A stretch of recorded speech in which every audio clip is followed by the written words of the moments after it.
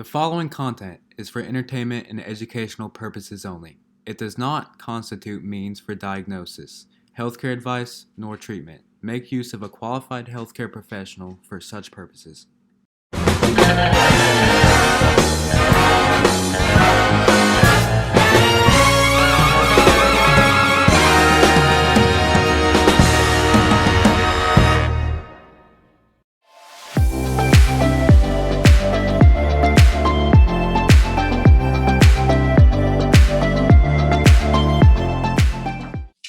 Good morning, everyone. My name is Dr. Charlene Ortiz, and today we're going to continue the aspects of learning as they relate to reinforcements. We have covered somewhat in the beginning in our previous lecture, which will be linked in the description below. So we already talked about aspects of learning of classical and operant conditioning, and today we are going to continue to do so. Today, we're going to start off with the schedules of reinforcement. So let's get started. So one of the things that I want to mention is whenever we have a reinforcer, we can actually schedule when and how this reinforcer is going to be presented, right? So we have two main aspects that I want to discuss first. The first thing that I want to talk about is a continuous reinforcement, That means that every single time that I receive that designated response, it's going to be reinforced, right? So I'll give you a very quick example. If every time you, for example, you're at the bar, and every time you're at the bar, you flirt with someone and you buy them a drink and it was well received because it was continuous. Every time you flirt with someone, that person or persons respond in a way that's according to what you wanted, right? It was the expected response. That will increase the chances of you buying another drink next time because you got the desired response. Notice that it was continuous. There was no break in between. It's not that sometimes it worked to flirt with someone and buy a drink, or sometimes it didn't, right? So that means that if it's working every single time, that will be an example of a continuous reinforcement, right? It's a continuous schedule. Now, conversely, we also have intermittent responses in terms of your schedule. What this means is that you're only going to get that response. It's only going to be reinforced only some of the time. Notice that it's not going to be rewarded, or I should say reinforced every time. So what does this mean? Imagine that every time that you are, at the club and you buy a drink for someone, sometimes it works, right? Sometimes the person does want to dance with you because you bought them a drink, and sometimes it doesn't work, right? So that would be an example of intermittent responses, right? Intermittent reinforcements, because it's still encouraging you, right, to get that desired response, but notice that it doesn't happen all the time, right? It doesn't happen every single time. Any questions about the differences between continuous and intermittent schedules and reinforcements? Good deal. Let's move on to our ratio schedule.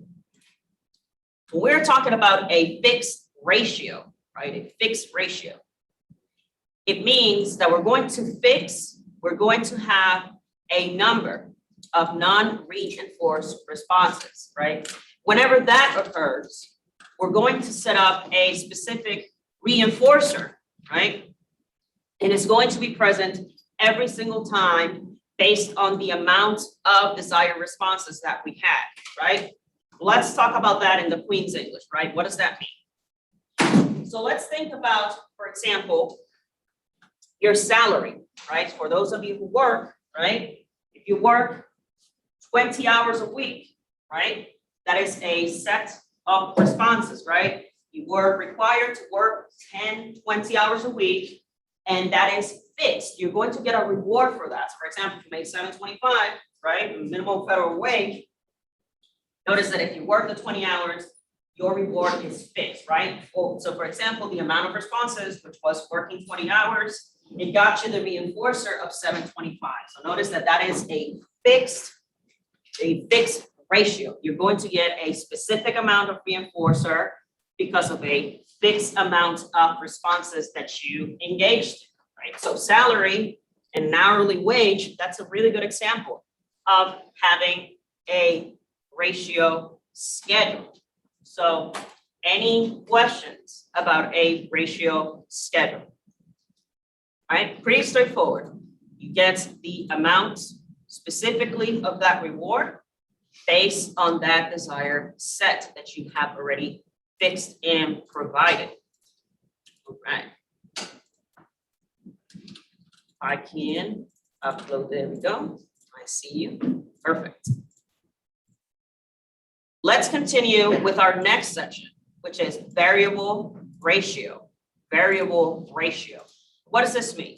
It means that now the time is not fixed, right? It's variable. The times that you get this desired reinforcer is going to change, right? But we still have that expected response, right? So the amount of times that you do get it is variable. So a really good example about that is playing the lottery, right? We have a set reward, right? So for example, $10 million, that's what the lottery is going for. But notice that the times that you will get that reward vary, right? That's why we refer to it as a variable ratio, because the amount of times, not every time that you buy a lottery ticket, right? Not all the times that you buy a lottery ticket is going to lead to that response of winning, and that reward, I should say, of winning $10 million, right? So notice that in regards to the time, right? In regards to the time, you're not, that response and that desired reinforcer is not there. It's not present all of the time. Any questions about the difference between fixed ratio and variable ratio? So think about fixed as every time you work 20 hours, the reinforcer is going to be strengthened, right? It's going to happen every single time. Every time you work 20 hours, you will be compensated $7.25 an hour. Whereas with variable, every time you buy a lottery ticket does not mean that you're going to be rewarded, right? You're not going to get that reinforcer. Lastly, one of the things that I would like to mention is interval schedule. So in this case, we do have a fixed time, right? We do have a fixed time, a fixed set that you're going to receive some sort of reward or something that we are expecting for you to carry on. So a really good example of that is, say, for example, if you know that every Monday you will have a quiz for your math class, right? That would be a good example of a fixed interval. You know that every Monday, regardless of what happens, you will have a math quiz, right? So that would be an example of a fixed interval, right? Because we know the amount of time, you know that it's going to happen every 7 days, every Monday at 8 a.m. So you have a fixed set of time that you know you're going to be exposed to that particular reinforcer, which is, hey, study so you can get an A in your quiz.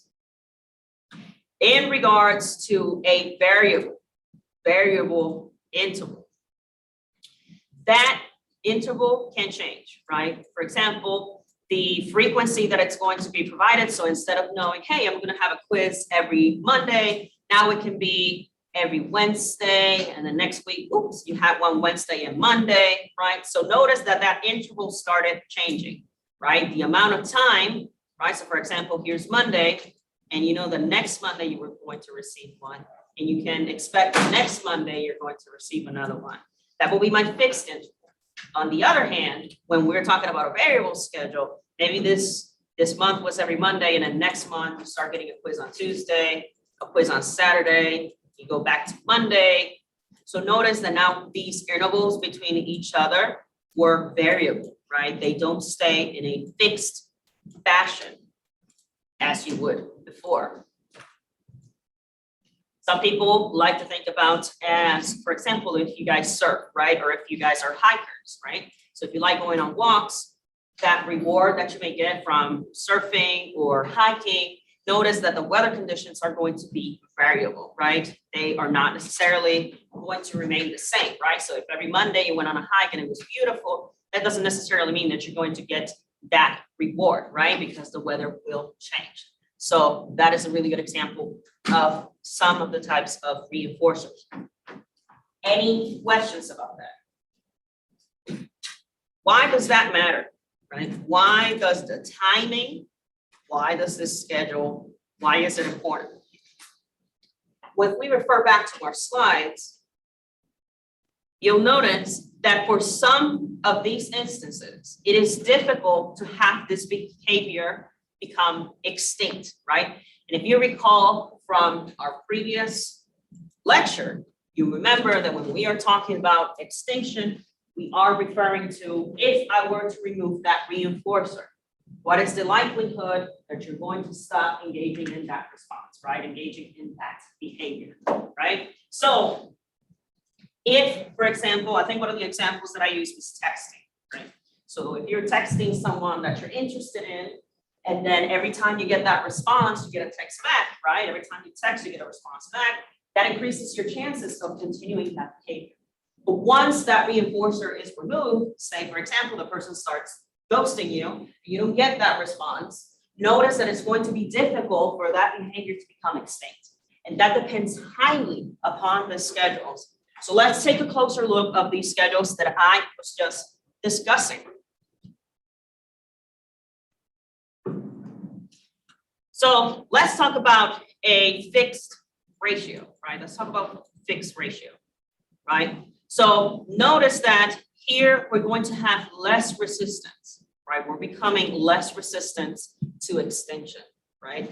So if you have a fixed ratio, the chances, right, of that behavior disappearing, of that engagement disappearing, it's going to be less resistant. So for example, if you know that every time you're going to get paid $7.25 for working 20 hours, notice that even if I were to pause, right? Say, for example, your boss says, hey, I can't pay you this week, right? So for example, we have that here. Notice that whenever that reinforcer comes back, you're going to have yet again another rapid response. You're going to continue working because it was a fixed ratio. You're going to get a specific amount of reinforcer based on the fact that you work 20 hours, that it is fixed, that it always occurs. Now, let's talk about a fixed interval, right? Similar to in the aspect of fixed ratio, when we have a fixed interval, notice that what I mean here is that it's always going to have a set time, right? So for example, having a test or having a quiz every Monday. Notice that here, I need shorter intervals, right? So I don't, for example, it will have to be constantly. I have to do it in very short amounts of time. I cannot provide that reinforcer later, right? So let's think about the examples that I used last week. So if you recall, one of the examples that I used last week is whenever you guys participate or whenever I get an email, I try to respond to them very quickly, right? Notice that that interval of you getting your desired response has shortened, right? So for example, if you participate in class, I give you praise, or I refer to you by your name, or I call you doctor, with the intention that increases the chances of you providing that response, which is participation or emailing me, right? Notice that I do that very quickly. I try to do that as soon as possible, right? I want to shorten the amount of time of that desired behavior versus me as a reinforcer of engaging in you. You're trying to participate and be more engaged in class. So in this specific case, you'll see that I would need shorter intervals. I have to provide this reinforcer very, very quickly after that response occurs, right? If, however, I fail, right? If, however, I fail to do that, right, every single time, notice that if I were to provide a longer pause, sure, it's going to be less resistant to extinction, but notice that perhaps the strength that that's going to occur is not as strong, right? The strength of the likelihood that you're actually that you're actually going to engage in that behavior. So for example, participating in class. Let's talk about variable ratio, right? Talking about variable ratio.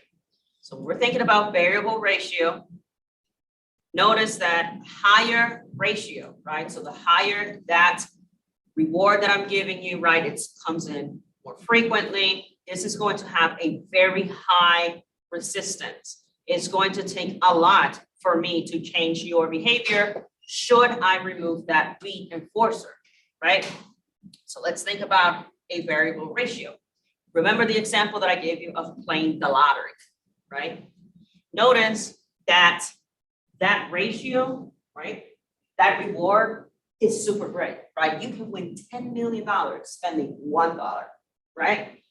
So notice that it is very high, right? That ratio is super high. But the interval, if you take a look at your screen, notice that that reinforcer doesn't occur frequently, does it? So if we refer back to your slide, notice that maybe one person won the lottery. And you're like, oh man, this is my chance. I got to play again. Then another person won the lottery, but then 7 months went by, nobody won the lottery, but you still played. And then another person won the lottery and you played again. Notice that the amount of reinforcers, because they vary, because of that, they're very resistant to extension, which is why it's really difficult to convince someone to stop playing the lottery because of the what if, right? What if this reward comes in? But if you notice, when we're talking about a variable interval, because of that, because of the what if this is the time that I play, and a long pause happen and nobody wins the lottery, and then it happens again, then the person's going to say, yeah, look at that. I can play, I can still win. So notice that the person is going to become more and more resistant of changing that behavior, despite the reinforcer disappearing, which is nobody won the lottery. Now, the last thing that I want to cover is variable interval, right? So if you remember from earlier, we have variable interval, which is maybe when I get that response that I desire, I give you one reward. Maybe next time when I get it, I give you 2 rewards. The next time it happens, notice that here, I gave you 2 responses. There was another extended period and I gave you 1 reward.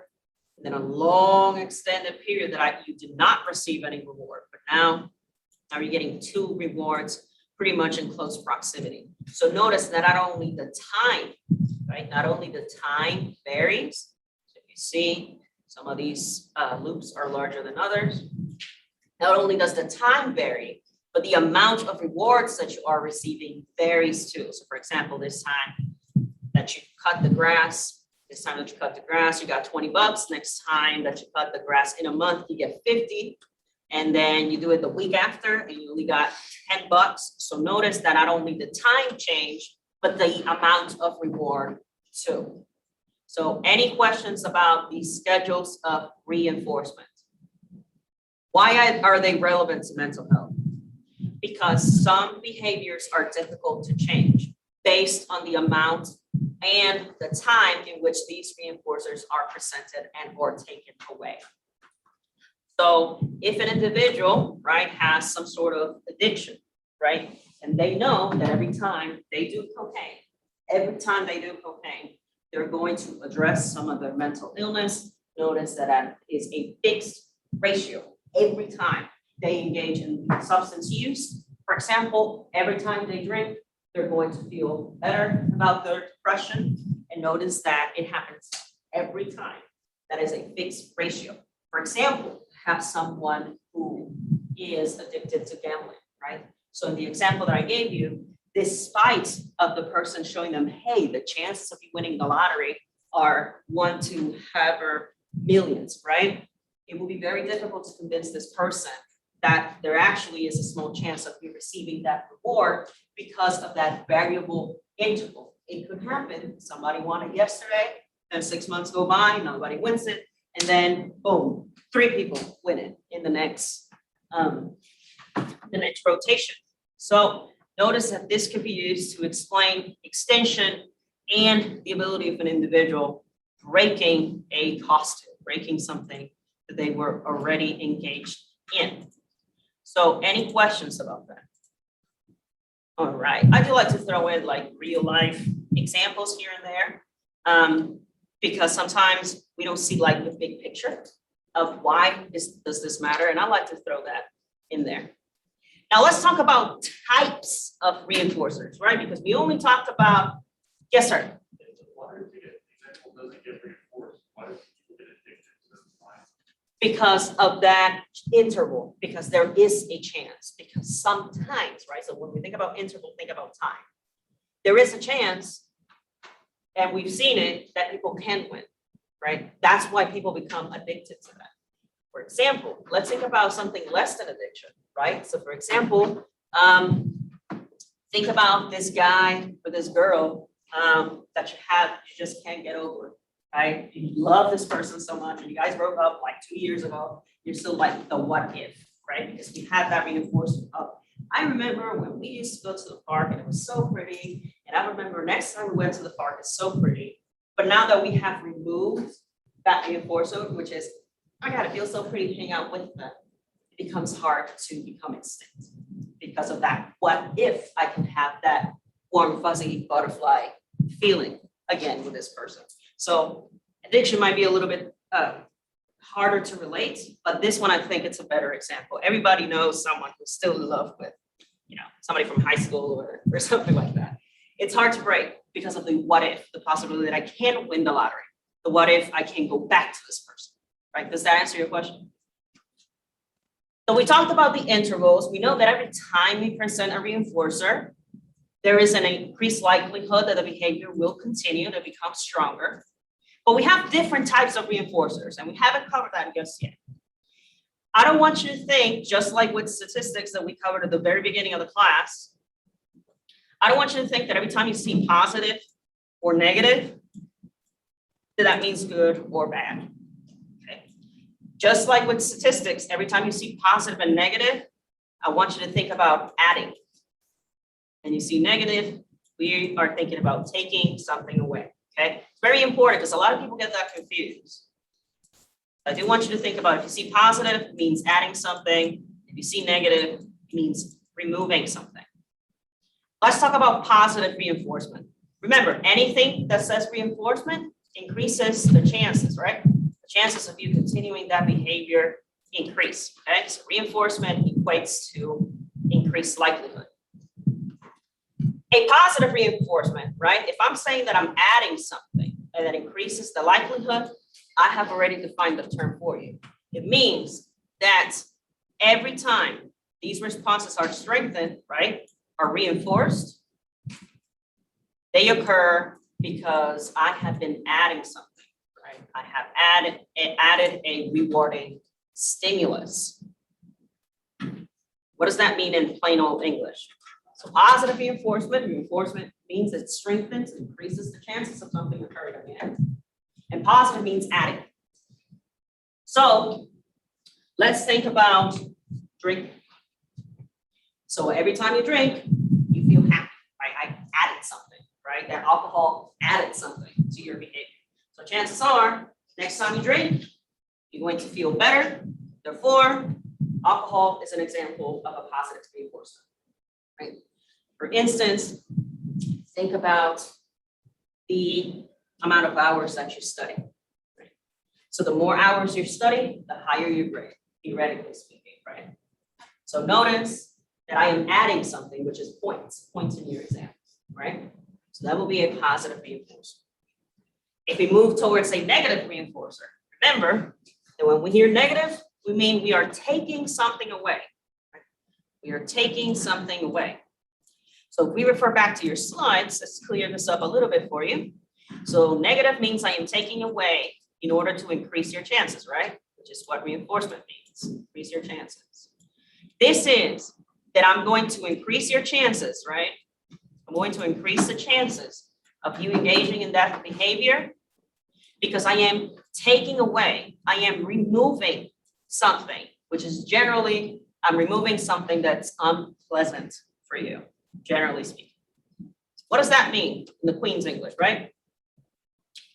Notice, say today you partied a little too hard during fall break, right? And you have a headache, or you have a headache right now. And somebody said, hey, here's an ibuprofen, right? Notice that you're going to take the medication, right? It's going to remove that unpleasant stimulus, which is a headache. Therefore, this is a negative reinforcer. Taking that ibuprofen increased the chances of you taking that ibuprofen again. Because why? Because it removed something negative, right? So taking medication, it's a positive and negative reinforcer, I should say, because it takes away something generally that's unpleasant. Yes, sir. So what is it like when you're like training a dog or a spray? What's happening? Not actually. So in that case, when we're thinking about a dog, right, or a cat, you're trying to train them, right, and you're adding this negative, that will be more punishment. And we're going to talk about punishment a little later. But you're on the right track. You're on the right track. Yes, ma'am. How is like alcohol and then positive reinforcement, because that's also taking away the bad. Right. So you can say it could be a positive reinforcer for some people. So the question was, can alcohol be, sometimes it can be positive, sometimes it can be negative. So for example, for some people associate alcohol with a great time, right? Every time they drink alcohol, they're going to dance a lot, hang out with their friends, have a good time. For some people, they're not drinking alcohol for that reward. They're taking alcohol because of removing an unpleasant stimulus. So for example, it could be they're super depressed and they think because of drinking, they're going to feel better. They're removing that stressor. So think about alcohol as that ibuprofen I was talking about. I'm sorry? It could deal with that. I like to think about everything because, as you guys know, I'm in clinical psychology. And I like to think as everything regarding a potential diagnosis, right? So I look at everything as symptoms, right? So instead of me thinking, the intent, I like to think about pathology. I like to think about psychopathology. But yeah, that's a good observation. So thank you. So see, me saying, yeah, that was a good observation. Thank you. That's an example of what? Positive reinforcement. So that increases the chance that she will participate again in a class. So remember, and I can't stress this enough, a negative reinforcer is still reinforcing, right? Remember, negative doesn't mean bad. It means that it's taking away, it is subtracting something that generally we view as unpleasant or something that is affecting us and hindering us in any way. What it is that reinforcement involves a favorable outcome. So the reinforcer is that favorable outcome, right? It increases the chances of me getting something out of it. And because of that, it's going to increase the chances of me responding. So in the example of alcohol, thinking that every time you drink, it's going to lead you to a good time, right? Or thinking about medication, right? You have a headache, you take ibuprofen, it removes that negative and adverse aspect. That is still a reinforcer, okay? Because it increases the chances of you what? Taking that medication again, right? So remember that a reinforcer, regardless if it's negative or positive, is still a reinforcer. It increases, it strengthens the chances of you engaging in this behavior. Any questions about that? Good deal. All right. When we are talking more specifically of a positive reinforcer, we're talking about a positive reinforcer. Notice that what increases the chances is because I am receiving a reward. I am gaining something, right? That's why it's positive. I'm adding something. I am gaining something. In regards, right? In regards of a negative reinforcer, I am taking away, I am subtracting something that is generally aversive, generally something that is causing distress. This is a really good example. So in this little case, I want you to imagine a mouse. And in this case, the mouse has learned that every time it presses this little lever, it's going to receive food. right? So every time it presses this lever, I am increasing the chances that that little mouse is going to press that lever. Because why? Because I am giving it food. Now notice in this specific case, we have a negative reinforcement. Now, it's going to learn that every time it presses the lever, which is the response that we're looking for, they're going to receive a negative aversive stimulus, which is every time it does that, it's going to be receiving a shock, and every time it presses the lever, it's going to turn off that shock, just like the medication. Every time you take the medication, the pain will go away. So every time the little mouse presses the lever, the shock will go away. Notice that their intent is exactly the same. They have the same effect and behavior, which is increasing the behavior. They both had the same response, which is increasing the chances that that little lever is going to be the same, it's equal to. Any questions about that? So they produce the same response, okay? They both increase the chances of the behavior occurring.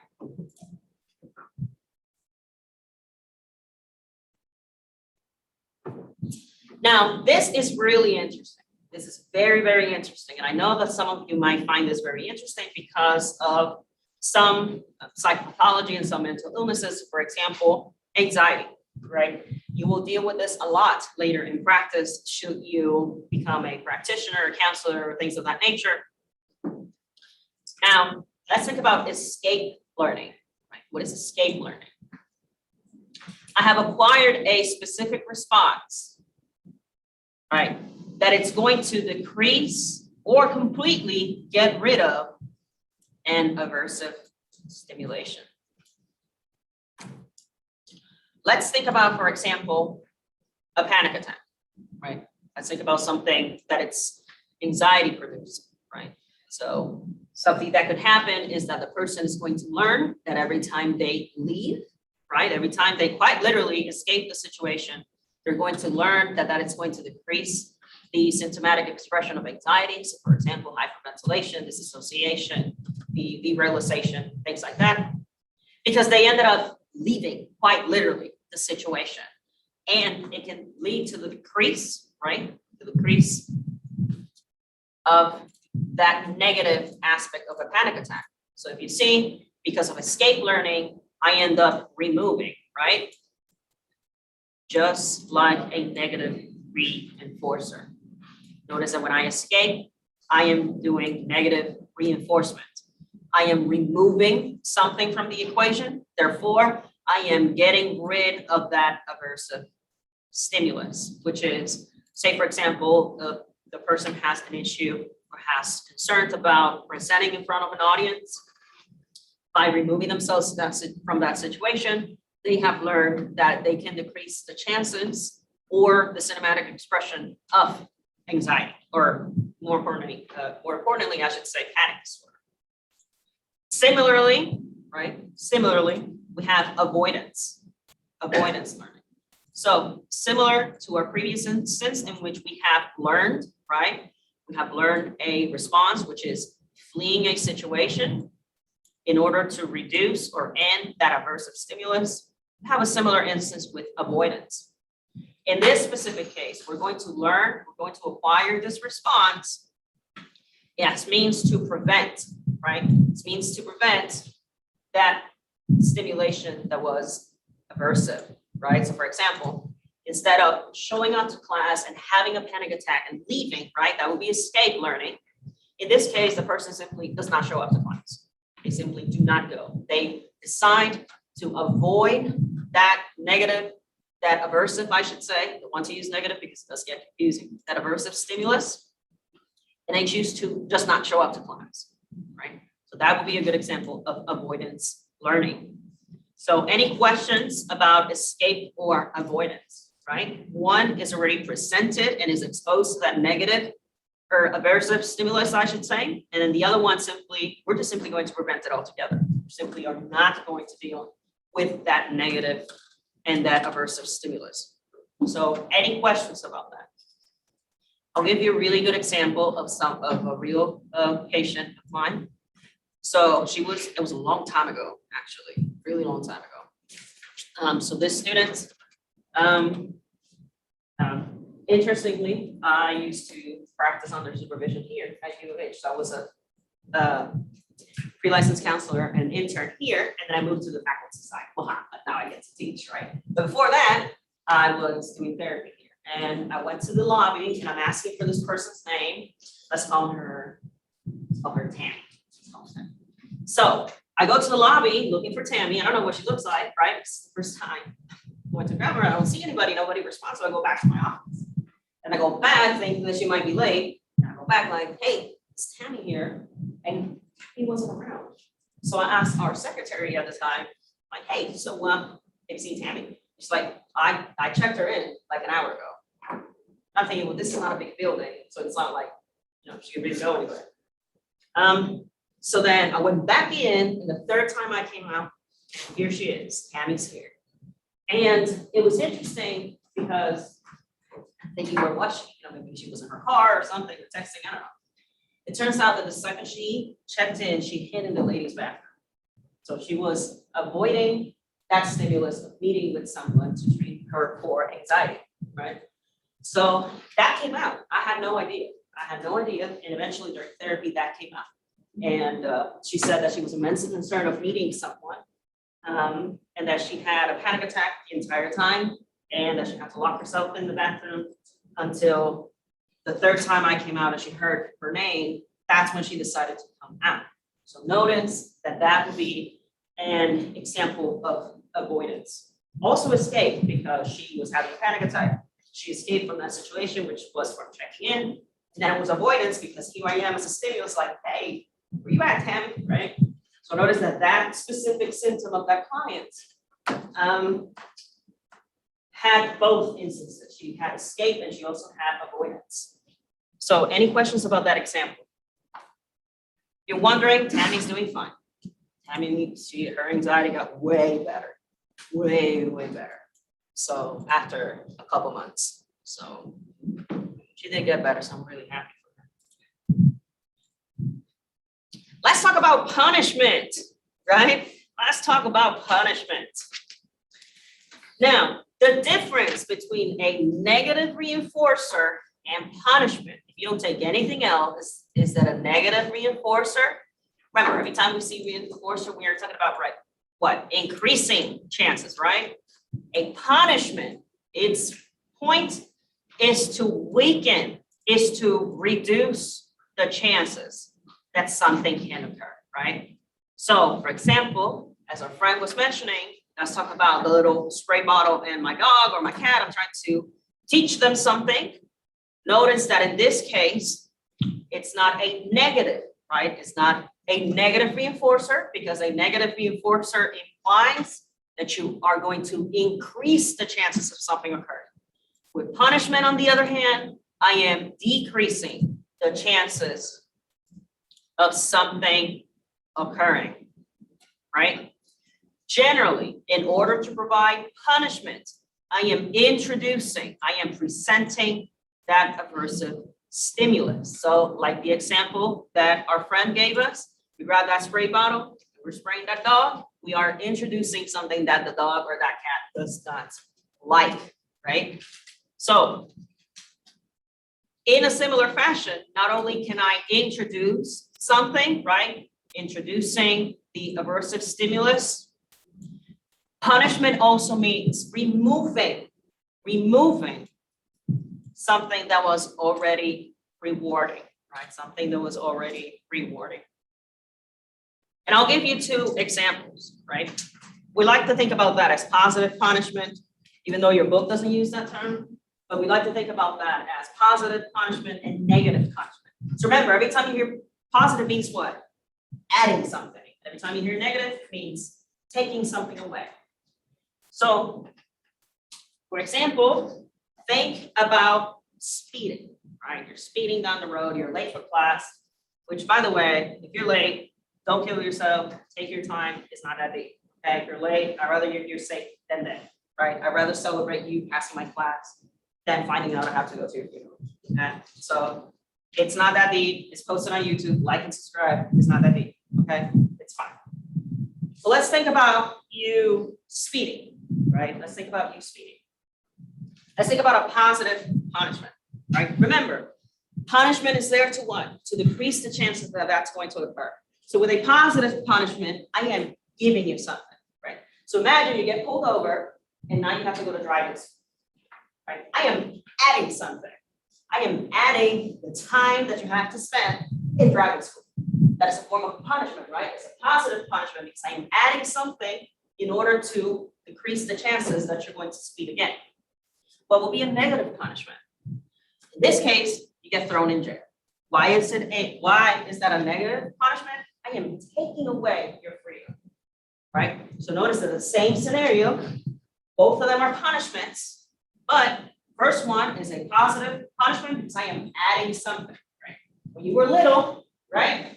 And you did something that your parents didn't like, and you got a big old spanking in the behind, that is a positive punishment, right? They gave you something, right? They, slap your buttocks for a while, it's like, hey, don't do that again. A negative punishment would have been, I'm gonna take away your Xbox, or you're going on timeout, right? I am taking something from you, right? So any questions about punishment, whether it be on the positive kind or the negative kind?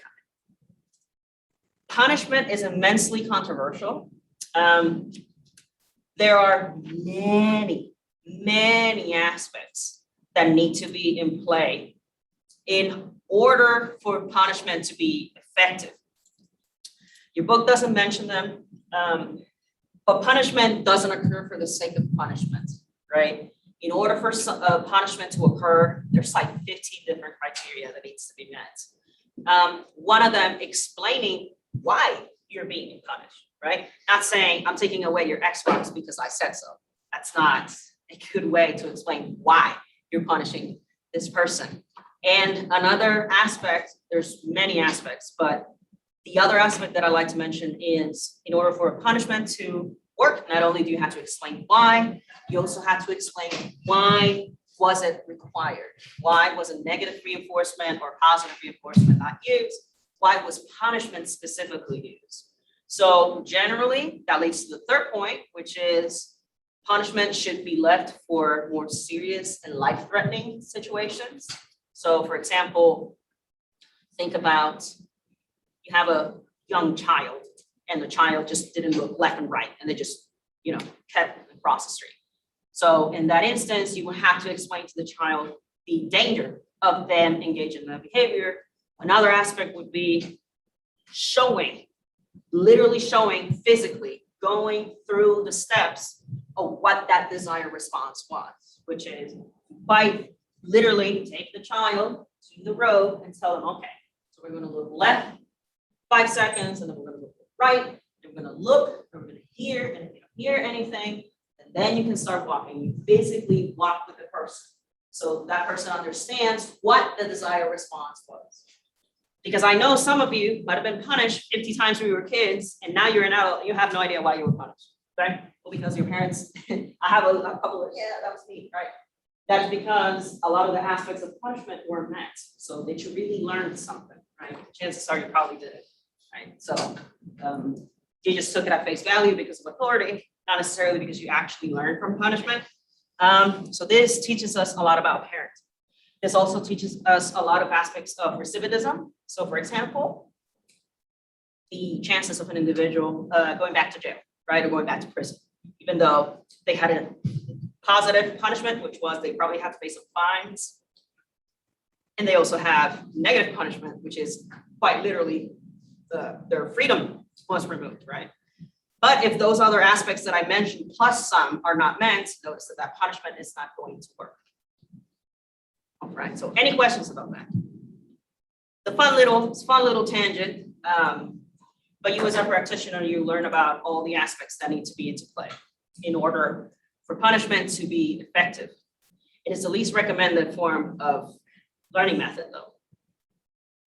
Now, notice that here, remember, correlation does not mean causation. no matter how something is related to one another, it doesn't mean it caused one another. Now, having said that, utilizing physical punishment, right? So that positive, right? So for example, giving spanking, right? Physical punishment can increase the chances of a child becoming more aggressive. Right? I do want to stress that correlation does not mean causation, though. I am not saying that if you physically punish a child, they will become more aggressive, because that would be causation. These are only examples of correlations. And why is that? Whenever we exhibit angry behavior, the only thing we're doing is learning how to be more angry. And that even goes for yourself, right? So for example, every time you're angry, oh, I want to punch a wall instead of, punching someone, right? Oh, it's better, right? Well, the only thing you're learning, instead of managing your anger, you're only learning to be more angry, right? So there is a relationship between that aggression and becoming aggressive yourself. Another point to mention is that highly aggressive children, right? So from one direction to the other, is now the parent is going to become more reliant on that physical punishment, right? So here we have from parent, child, and in our second point, we had child to parent. So notice that either direction can influence the other's behavior. Now, there is a link between genetics, right? Genetic makeup, and aggression. Notice that the model for aggressive behaviors, notice that here we can rely and learn and rely heavier on physical punishment. So there is a physical aspect to aggression. There is a physical aspect to aggression. So any questions about that? I do want to show you a really neat example, although I think I'm probably going to show it just a little bit later. Let's do that.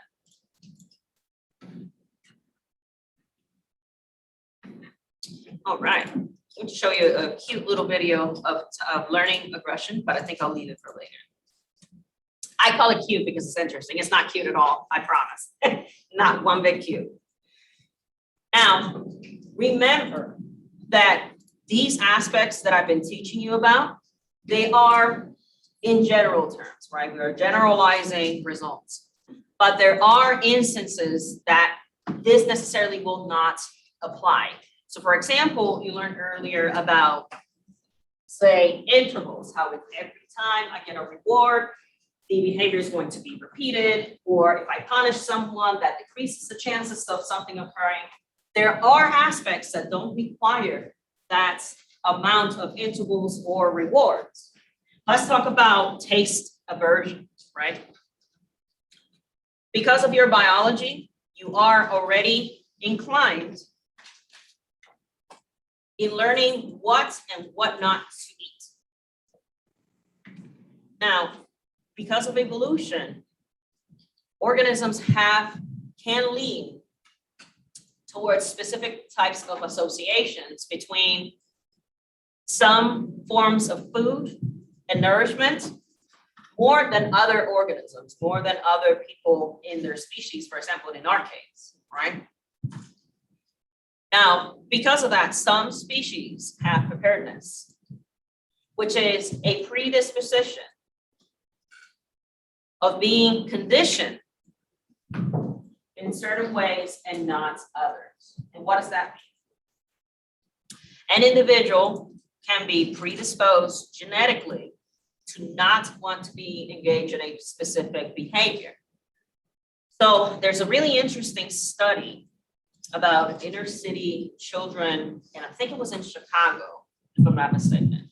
And these kids grew up in the city, right? They are downtown, right? They grew up in the city. They've never seen a snake before in person. They've never seen a tarantula, right? All these little critters that you might see in the country. But even though they were never exposed to it, they still show fear, right? Whenever they are exposed to that stimuli, right? They still say, I want to go this way, right? It almost looks like avoidance learning. But notice there was nothing to learn, right? Because they weren't exposed to that stimulus before, because they grew up in the city. So it's the first time they've seen a snake, it's the first time they've seen a little critter, right? That can be explained through biology, because our ancestors have learned, right, that there are specific responses, specific stimuli that we are to avoid or engage in, similar to taste aversion, right?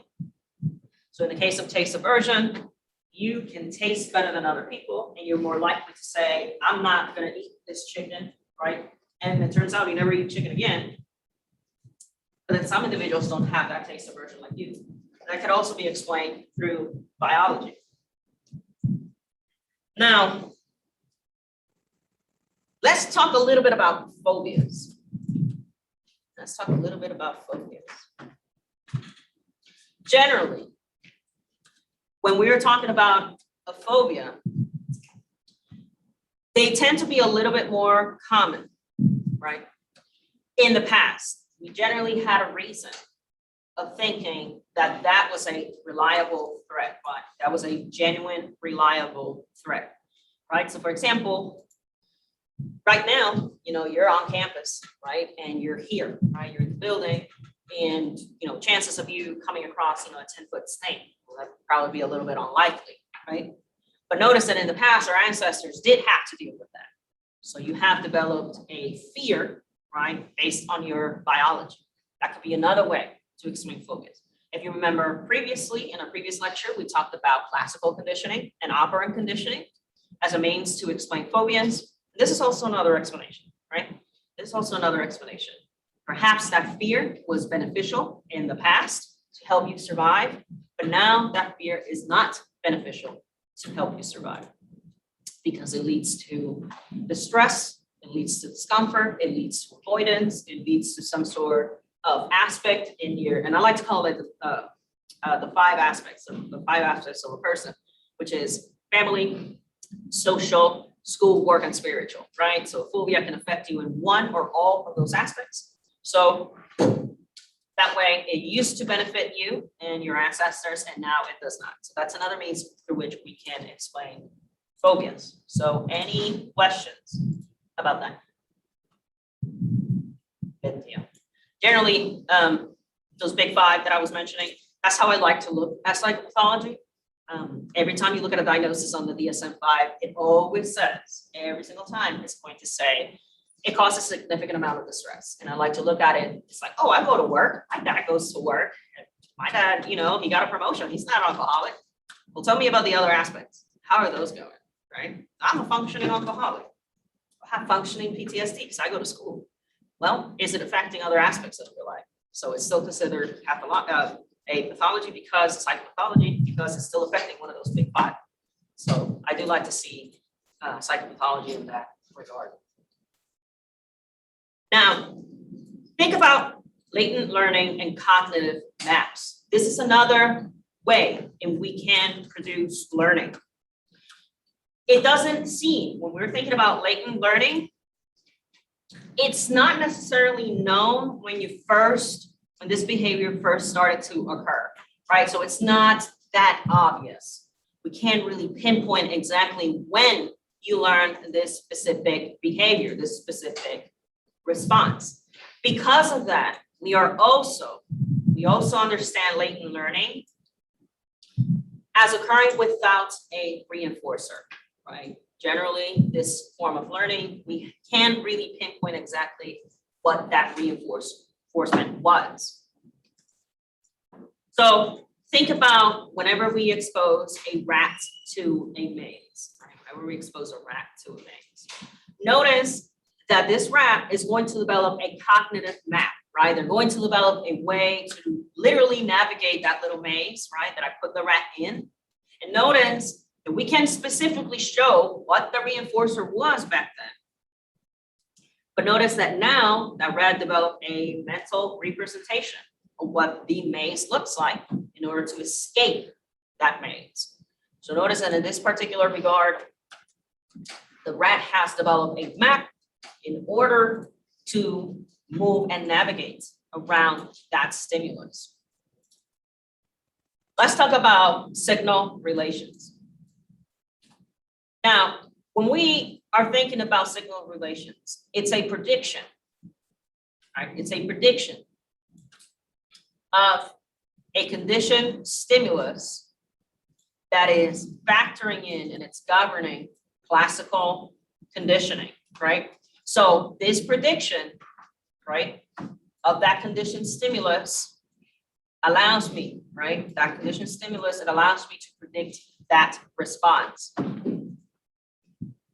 This is because whenever we are thinking about classical conditioning, remember that it may be more than just a reflex, right? So for example, if you remember the dog reacting to the bell and started salivating after it was exposed to that stimulus, it might just be more than a reflex, right? There could be a relationship between that conditioned stimulus and later on this specific response. And how do we explain that?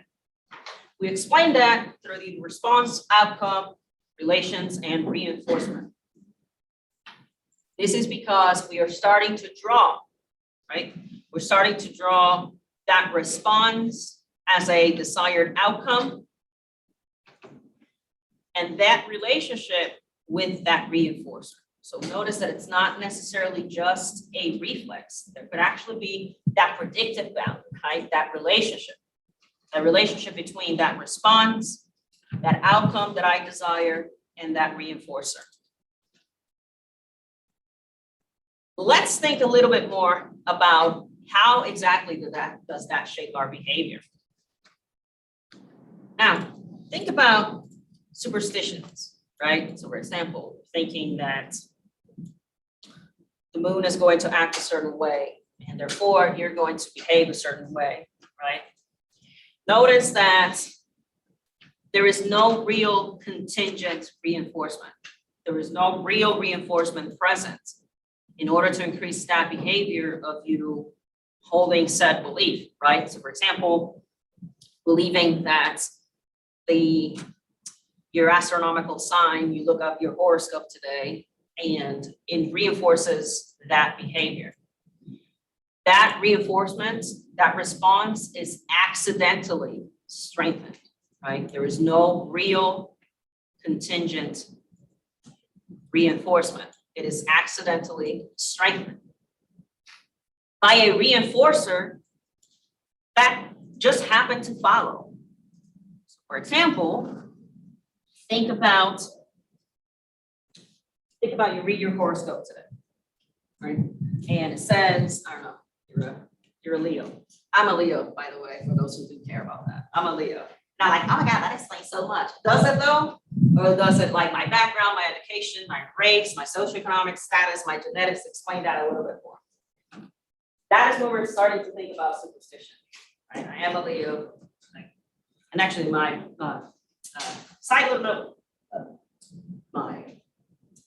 sign language name relates to a lion too, because I have such long hair. So people use my hair to describe my name. But either way, you're not here for sign language, you're here for superstitions and how they are reinforced.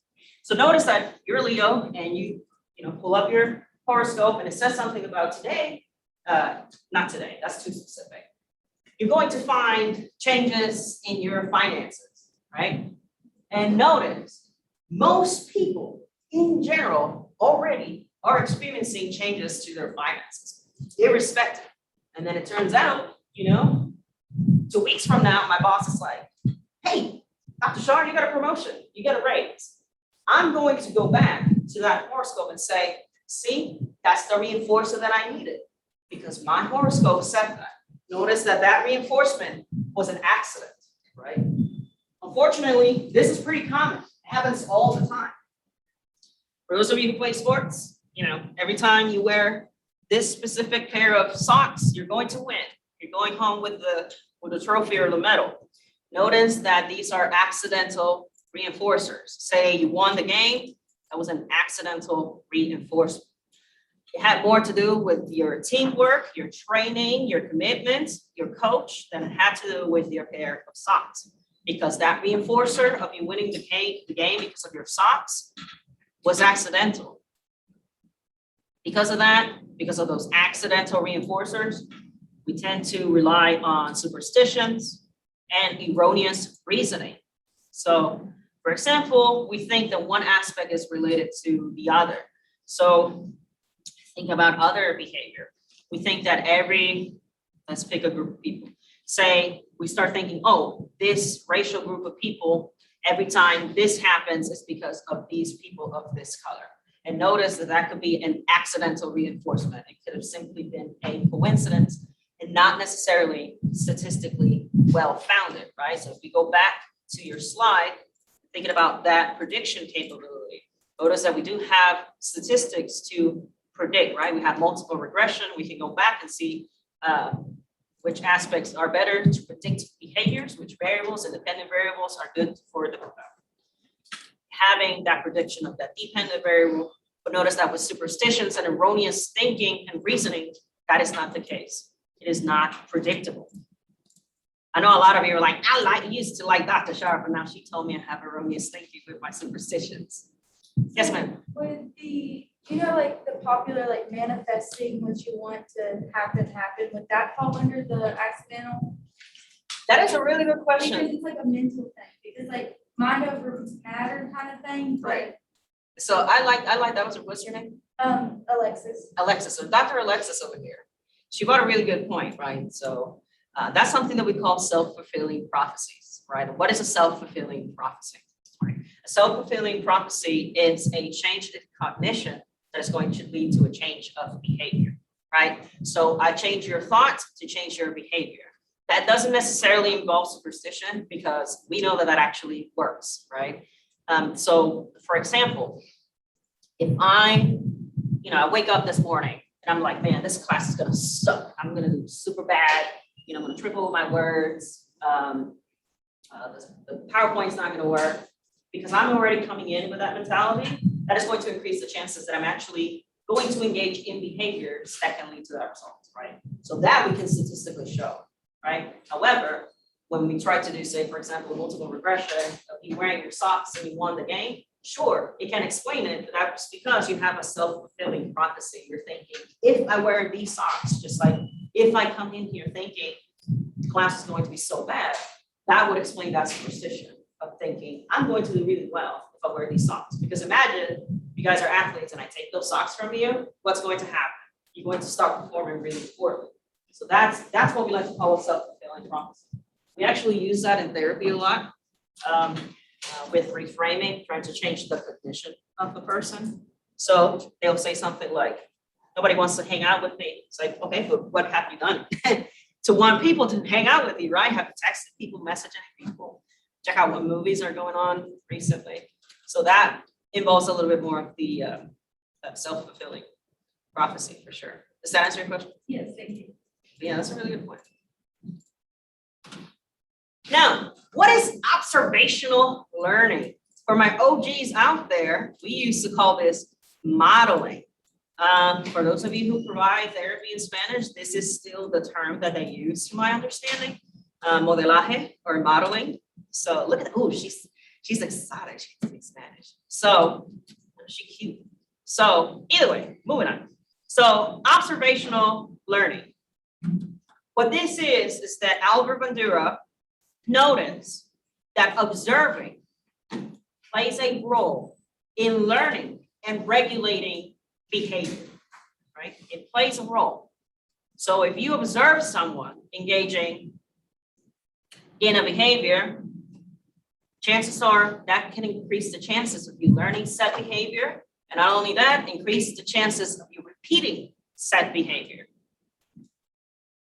Now, a lot of people would say, well, if I observe violence, kids start observing aggressive stuff on TV and violent videos, that would increase the chances of the child becoming more aggressive. The issue is not necessarily with becoming more aggressive, it's because it might desensitize the individual to violence, right? It desensitizes the individual to real violence. So what occurs is because of desensitization, what's going to occur is that I'm going to reduce that reaction that we would normally have when we see an aggressive factor because I've gotten accustomed to it. So, for example, think about a police officer that it's every day probably responding to road rage or domestic assaults, right? Or a burglary or a physical assault. So that would make that person less prone, right? And desensitized of having the same reaction that you and I would because we're not exposed to that violence on an everyday basis. Hopefully, none of you are exposed to violence and aggression all the time. Now, generally speaking, the more aggression, right, the more violence a child observes, the more aggressive they may tend to be, right? And remember, these are correlations. And as I said, correlation does not equal causation, okay? I'm not saying that TV is going to cause the child to engage in aggressive behavior. I am saying that it can increase the chances of both learning the aggressive behavior and engaging in said aggressive behavior. So now I can show you that fun video that I was talking about. So this is a really interesting, very, very interesting aspect of learning. And remember, we're talking about observational learning. You may see it as modeling because we do utilize that term from time to time. But it is data though. It is a data term. So you're going to hear from Bandura himself. The model pummeled the doll with the mallet, flung it in the air,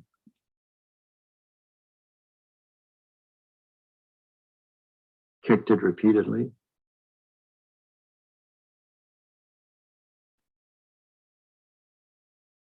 threw it down and beat it.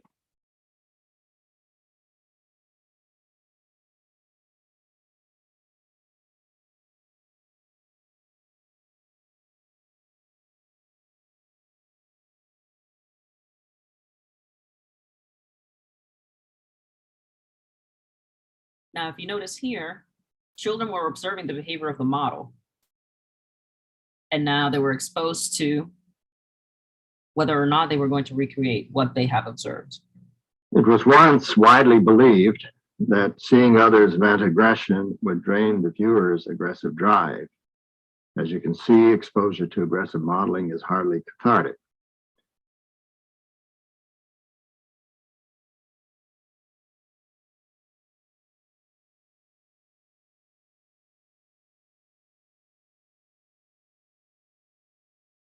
Exposure to aggressive modeling increased attraction to guns, even though it was never modeled. Guns had less appeal to children who had no exposure to the aggressive modeling. The children also picked up the novel hostile language.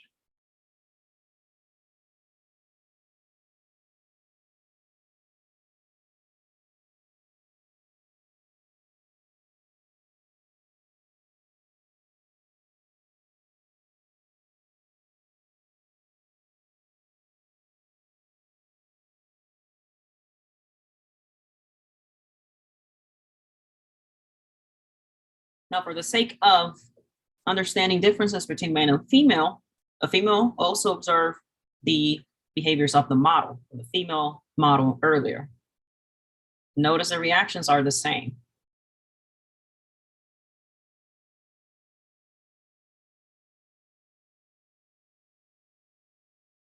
So any questions about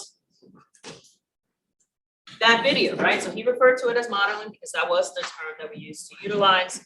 Notice that children can indeed, right, engage in learning behaviors. And I say children, but I mean everybody. So for example, if you have a specific role model, right? So for example, that's why we have past leaders. That's why we have faculty behaving a certain way, because we expect that observing that specific behavior would allow you to model or mimic that behavior later on. And I will see you Wednesday. Hope you enjoy your lecture today.